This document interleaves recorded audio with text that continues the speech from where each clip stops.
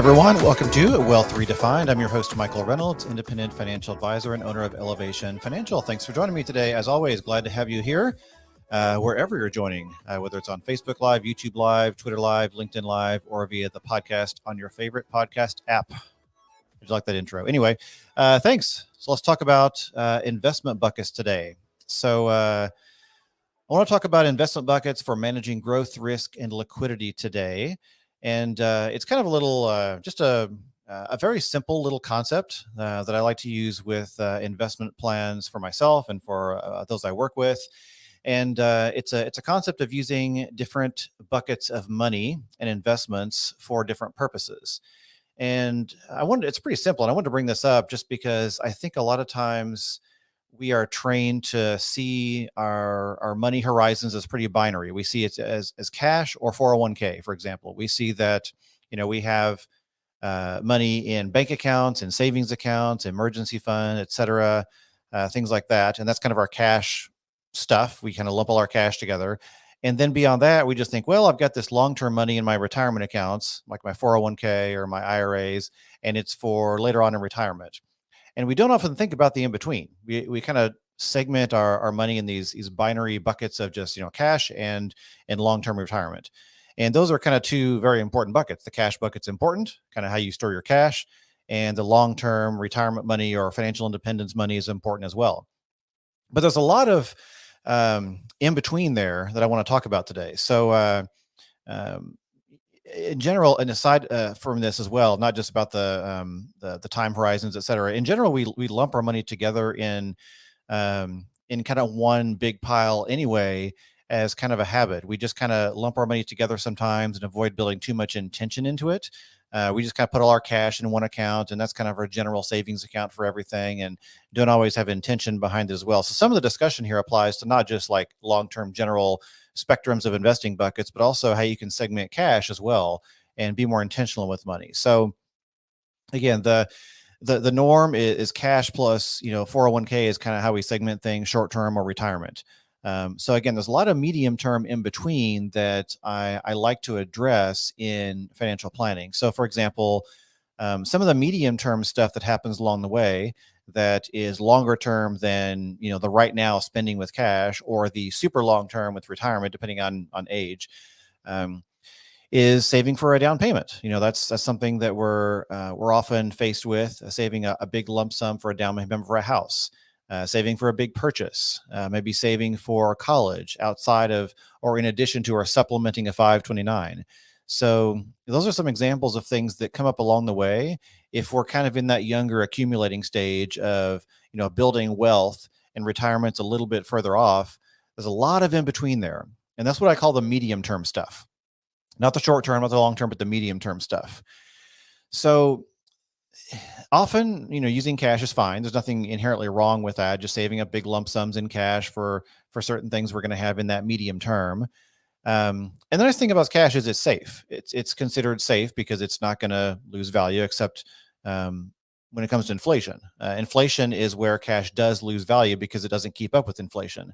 If you look at the interest rate you're getting on your typical savings account and compare it to inflation, especially, today at the time of this podcast episode, we're seeing there's a big disparity between what you're going to get in your savings account and what inflation is doing right now. So while cash is considered safe because it's not volatile, there is that inherent risk of inflation as well. So in addition to that, I've noticed that a lot of people feel anxiety about not having money invested. Some people feel anxiety about investing. Others feel anxiety about not investing money. This comes up a lot, especially with more aggressive mindsets, people that are more risk tolerant. They just hate putting money in cash sometimes, right? Because, they know that cash is not gaining value. And so some people do develop anxiety about not having their money invested, and that often keeps them from having the proper amount in cash, or causes too much risk sometimes. They invest it in a way that is too aggressive for their short-term needs. And so this is a good way of kind of addressing that concern, kind of really addressing and honoring that medium-term range in between. And so my general stance starting out with this is that it's really important to have the right amount in cash first before you do anything else. This is your emergency fund, your short-term savings for stuff that is unexpected, the buffer between you and when life happens. That's really important. So before you do any investing, that emergency fund is really of prime importance. And when you do have your emergency fund, that should be in cash, or at least a good portion of it. Um, and that should not be thought of as an investment. That's insurance. So you don't want to think of your emergency fund as an investment. It is purely insurance. It's not meant to be invested. So we got to have that first. So outside of that, though, money that is set aside outside of your emergency fund or your short-term needs often can be a good candidate for being invested. And again, I want to really stress this is not a one size fits all. Everything, as usual, is dependent on your specific personal situation.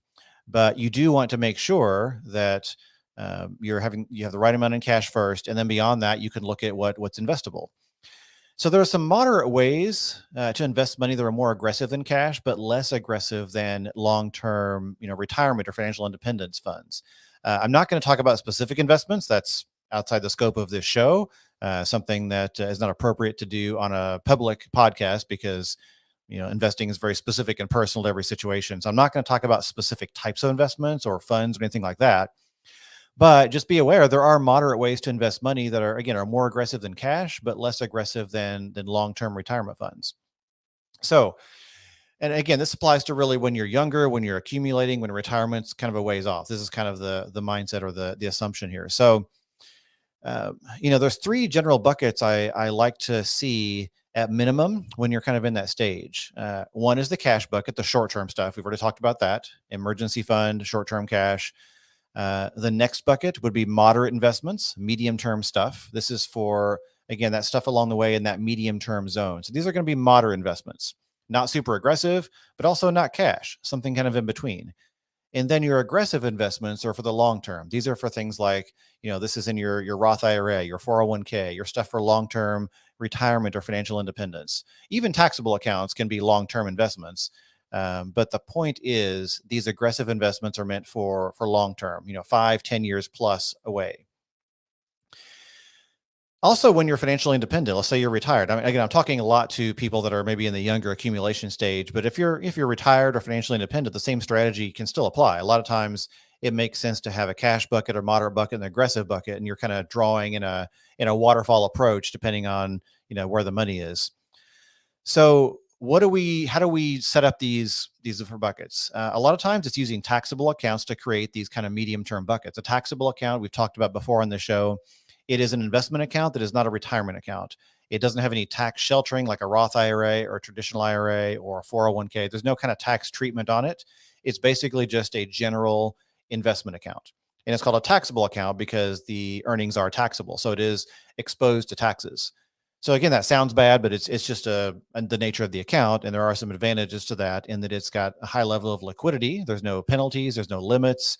It's a very flexible open account. So we've talked about this before on previous shows. So if you want to kind of review what taxable accounts are and how they work, go back to one of our episodes on taxable accounts and how they're used. And that might be a good primer to get there. So we use these taxable accounts to create these buckets. Again, if we're kind of going by the minimum three buckets I mentioned, we would have cash in your savings account at the bank. You would have that medium-term bucket in a taxable brokerage account. And then your long-term buckets might be IRAs, Roth IRAs, 401ks, maybe also taxable accounts. That's how we might slice things up, or at least it's a reasonable way we might slice things up. So then we want to decide how much risk you're willing to take. And the way to think through this is, are your goals fixed on a specific time frame or not? That's one of the things you would think through. So do you require full liquidity? Are your goals flexible enough to move with investment value? So some examples are, let's say you're saving for a down payment on a new primary home. This is your primary residence. You're going to move. You're saving it for a down payment. So especially in this market, depending on when you're listening to this, at the time of this episode airing, the market for real estate is fairly insane right now. It's very difficult to get a house as a buyer. Supply is low. Competition is high.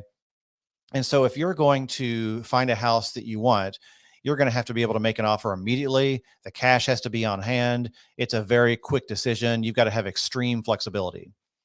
So if that's the case, it is generally going to be better for you to have that money in cash because you're going to have a lot better liquidity. It's just there and available immediately. It's not going to lose value. It's not going to go down in balance, for example. So you're going to know exactly what you're getting. The cash is stable. That's a great reason to have it in cash. But let's say liquidity is not required. Liquidity is something that, it's kind of flexible. So for example, this could be a down payment on a rental or an investment property or a home renovation or something that's not time bound, not time sensitive. It doesn't really matter strictly when it happens. You just kind of want it to happen, but your timeline is flexible. That would be an indication where extreme liquidity is not required. If the market is down to a point where you're not comfortable taking money out, you can just wait a few months or wait a year, and maybe it'll happen next year. You're not really bound to a specific time frame. So that would be a good candidate for potentially doing some moderate investment with that money in a medium term bucket. All right, Leslie's joining us from Facebook Live. I'm going to put the question on screen here. And Leslie's mentioning, can or should you do anything with your 6-month emergency fund as a partial hedge against inflation, especially now, say a laddered set of 6-month 1-year CDs? I'm going to go with potentially. That is it's definitely not out of scope. It's definitely within the scope of this conversation.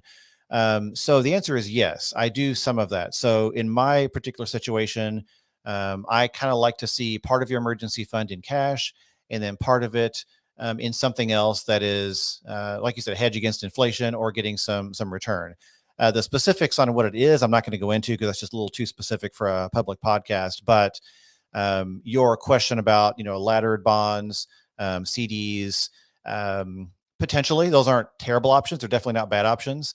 I do want a little more liquidity though than CDs typically. So my approach would be a little more liquid general investments, a mixture of things that would still give you extreme liquidity. I shouldn't say extreme liquidity, but enough liquidity where you can get the money in a couple days, sell things off, get the money out, but still make some return. So yes, your thinking, I agree with absolutely.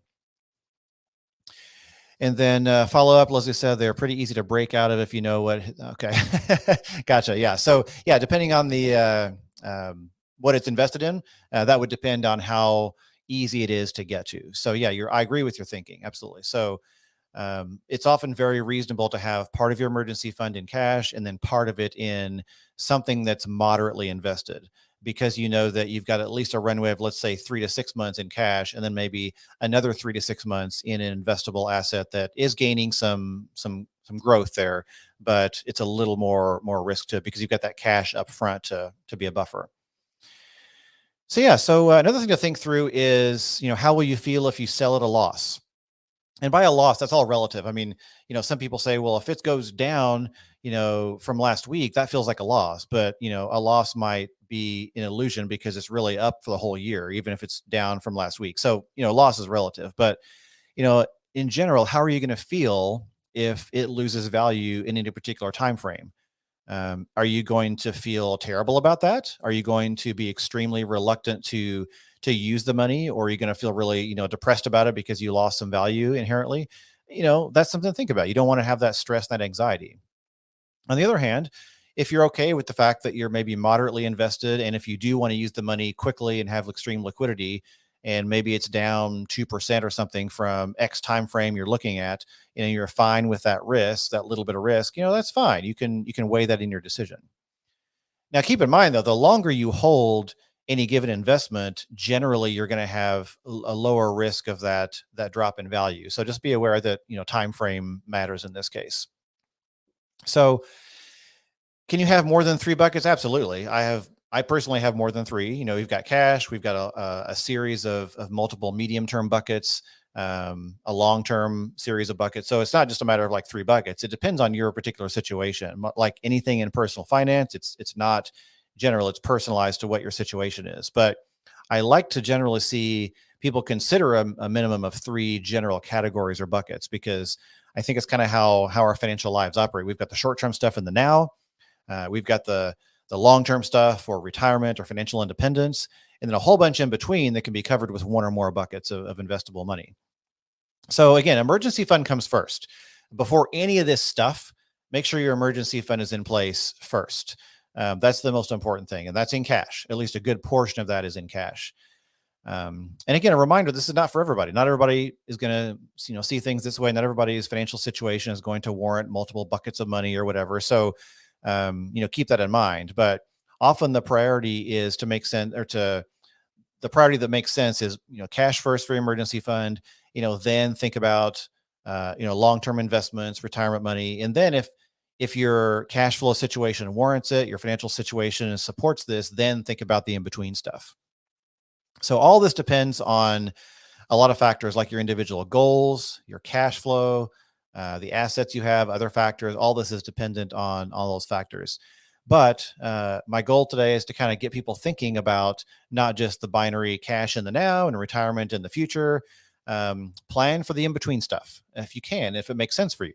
Plan for the in-between stuff, and there are ways to moderately invest that is appropriate for those timeframes. And again, those are taxable accounts that we use for that, and they're extremely flexible account types. A lot of people just think of, oh, it's an IRA or Roth IRA or 401k, and that's all I can do to save and invest. No, these taxable brokerage accounts are super flexible, and they're really underutilized, in my opinion. So the more people can utilize those, the more flexibility you often have with your investments and your money. So thanks so much for listening. As always, you can find me online. My website is elevationfinancial.com, and you can reach out there. You can email me at podcast@elevationfinancial.com, or if you go to my website, there's a big button on the homepage where you can click it and schedule a complimentary money session, or we can chat about whatever's on your mind. You can ask questions and we'll chat. I'll be happy to give you some feedback on anything that's a question for you. So with that, thanks for joining me today. As always, have a great day. See you next time.